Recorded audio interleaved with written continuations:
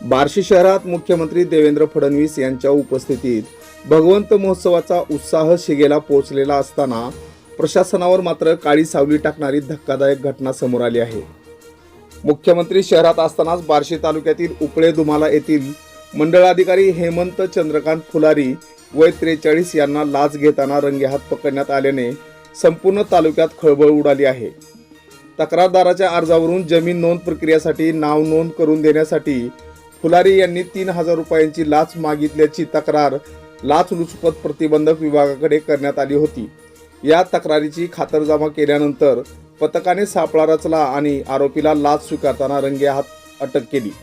विशेष म्हणजे ही कारवाई त्या दिवशी झाली ज्या दिवशी मुख्यमंत्री स्वतः बार्शीत उपस्थित होते। त्यामुळे मुख्यमंत्री शहरात असताना देखील भ्रष्टाचार थांबत नाही का, असा संतप्त सवाल नागरिकांकडून उपस्थित केला जात आहे। आता या प्रकरणावर मुख्यमंत्री आणि संबंधित प्रशासन काय भूमिका घेणार याकडे संपूर्ण तालुक्याचे लक्ष लागले आहे।